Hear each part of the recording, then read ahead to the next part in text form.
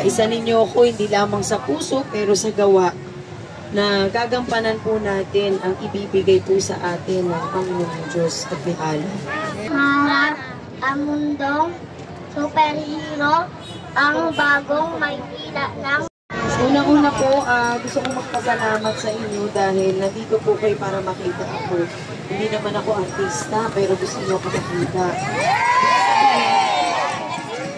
Malaking bagay po yun para sa isang katulad ko na meron palang nagkakagusto sa mukha ko. Kahit na walang makeup, walang ayos, at wala ring suklay. At nagugulo pa ni nanay yung buhok ko dahil lumilip ako. Siyempre malaking bagay dahil hindi lamang tayo nandito para makita yung sarili natin. Pero gusto natin makita yung kinabukasan bukas. Gusto natin na makita ang mararating ng pinaghirapan natin. At ang pinaghirapan natin ay marapat lamang na ang anak natin ang makinabang.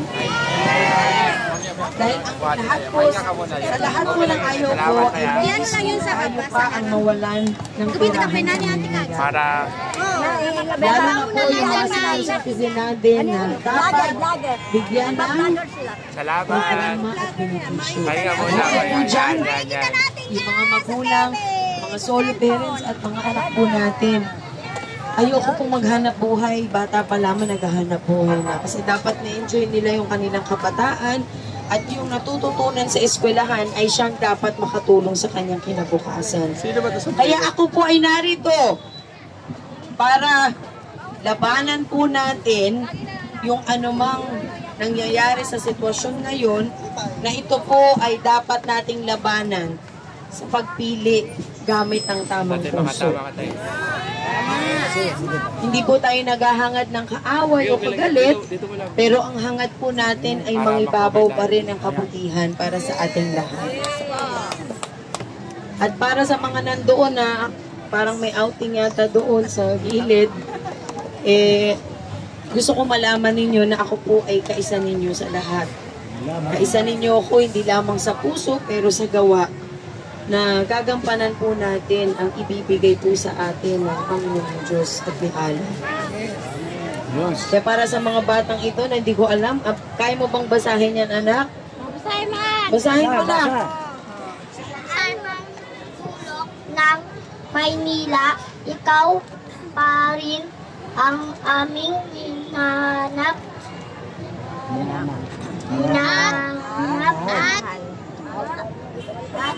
at minamahal, pangharap ang mundong superhero, ang bagong Maynila ng Maynila.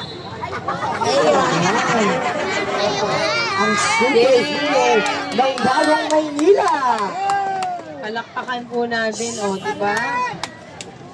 Nabansagan daw akong superhero, Baka mamaya nandun ako sa puno. Yung pala, manananggal pala.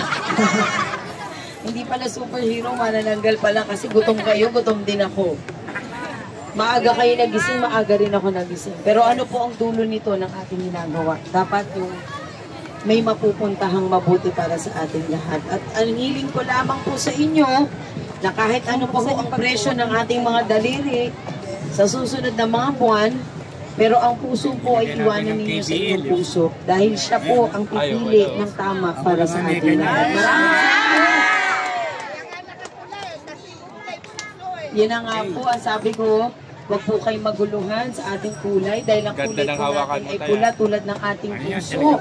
Baka naman iba-iba ang kulay ninyo, pag-isip ninyo, parang rainbow colors na kayo. Ano po? meron sa meeting, sana yan.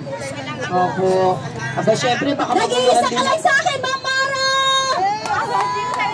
Saan yun nagkagaling? Sino yun? Sino yun? Ako yan, Ma'am! Dito ako! Nag-iisa ka lang, Ma'am! Nag-iisa ka lang kayo sa akin! Natakot ako. Kala ko. Meron na akong boses na hindi Grupo ng vendors po, Ma'am! Wow! Para sa mga vendors natin. Siyempre, ano ba dapat ang mga programa natin? Direkta! Benepisyo para sa mamamayan ng Manileño! Na kung saan, isusulong po natin ang 2,000 kada buwan ng mga senior citizens! natitirang lupain at mapunta ito sa masang Manileño. At higit sa lahat sa pag-aaral ng ating mga kabataan na mabigyan kayo ng allowance at libreng wifi. At para sa mga solo parent at head of the family na matutukan na mabigyan ng trabaho. At sa bawat barangay na magkakaroon ng direktang pangkabuhayan o livelihood program. Ibig sabihin ng direkta, sa inyo po, mapupunta ka agad. Ano po? Siyempre, ang mga barangay ang magiging katuwang lamang natin. Pero ito po ay benepisyong direktang ibibigay. O sige, saka na lang po natin ayusin niya. Sa ngayon, tutukan po natin yung direktang benepisyo para sa inyong lahat. At syempre, alam nyo naman, capital city ang Maynila, na kung saan nararanasan pa rin nating magburol sa kalsada. Kaya lalagyan po natin ng mga libreng burulan at disente sa bawat barangay! At hindi lamang yan. Lalagyan po natin at sisiguraduhin natin na ang lahat ng barangay ay may barangay health center na may gamot at doktor! Sabi nga nila, barangay health center, wala nga gamot kahit by Jessic. Pupunta ka dun sa barangay health center, sarado ang bintana, sarado ang pintuan. Grabe. Puro alikabok lamang nandun. Yan po yung mga ilang programa na kailangan po natin ibaba para sa atin. Alam po ninyo, nag-ikot ako kanina umaga. Actually, medyo late na nga, mga around 9:30 to 10. Nag-ikot po ako dito sa area ng Parola yon, di ba? Area ng Parola. So, ngayon, nagbigay po tayo ng kaunting tulong doon. Alam po ninyo, kahit na lumilipat na yung ulo ng tao, para lang abutin po ako. Kahit na babali na yung paa, para lamang po makaabot ng tulong. Ganun po kahirap ang sitwasyon ng Maynila. Yung boses ko po na naubos na dahil sa halos 3 taon na ako po ay nagsasalita. Pero bakit nandito pa rin ako? Hindi ako tumitigil. Dahil gusto ko po masaksihan ng tagumpay ng Maynila sa mga susunod na buwan. Kahit maubos na yung boses ko, ang mahalaga, makita ko po kayo na maging masaya at hindi na mo problema si nanay sa pambili ng bigas at ulam, pambaon ng kanyang mga anak. Nag-iisip tayo kung anong trabaho ang makakatulong sa atin, sa mga senior citizen na hindi mo alam kung saan magmamakaawa para sa kanilang gamot. Yan po yung mga bagay na pinagdaraanan natin na kailangan po natin harapin. Hindi po natin kailangan manira ng ibang tao, pero kailangan din po natin kumilos para sa ating pamilya at sa buong bayan ng Maynila. Kaya mabuhay po kayong lahat! Mabuhay sa! Mabuhay ang superhero! Mabuhay! Super!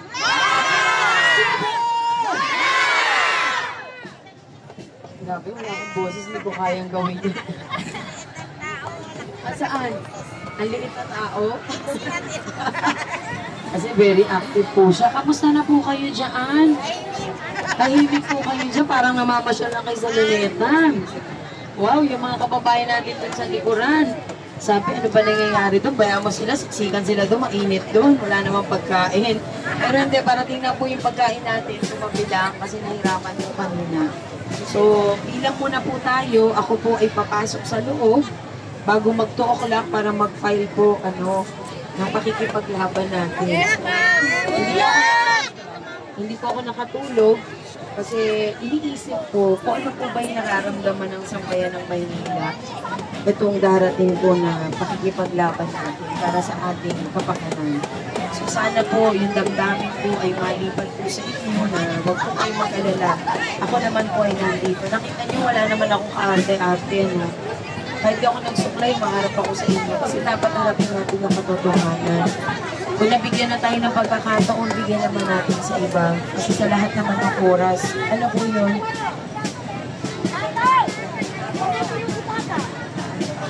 Oo, hindi. Mamaya na lang siguro paglabas ko.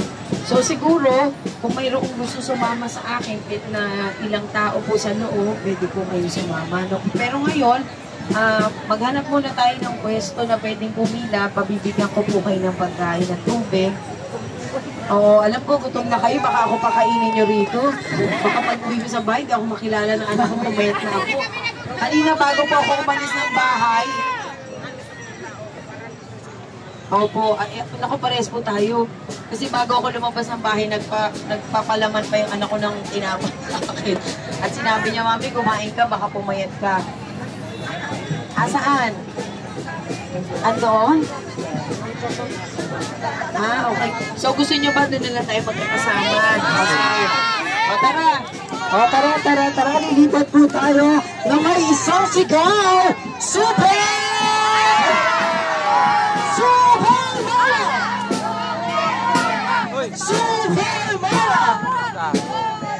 Ayan.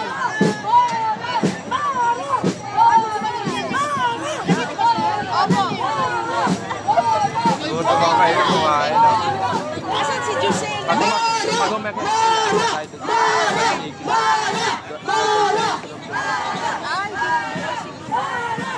Dito po tayo.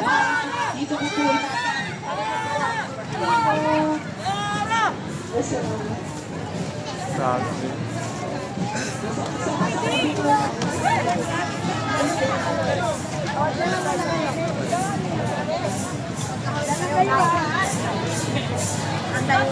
Ay, ganda! Kamusta? Wow! Ba't di kita kapapansin? May asim ka ba? Ah! That's funny!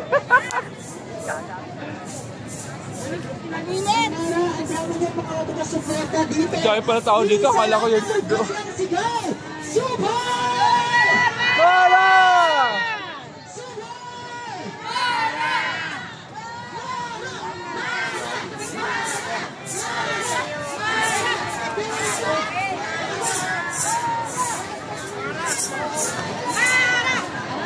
Uy, parehas kayo ng katawan.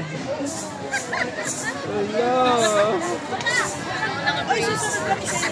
Ay, sorry.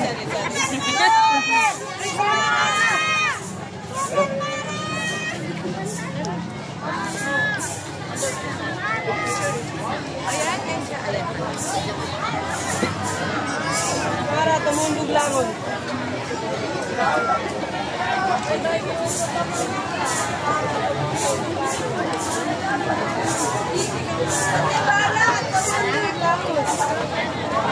Puro lobat, mga vlogger, Papa D. Puro lobat vlogger, Papa D. Ikaw lang nakalive. Grabe kasi, kumusta po?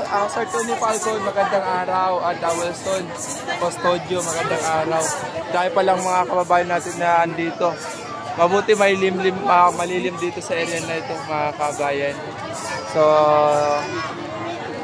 mainit kasi mga kababayan. Sometimes medyo mahina yung signal dito dahil marami ang tao dito at saka I think baka binawasan ng signal for security purposes dahil nga piling dito sa paligid mga kababayan. For safety para sa ating mga kababayan na expected na magtitipon-tipon ang ating mga kababayan dito. Kaya baka binawasan na rin ang signal dito.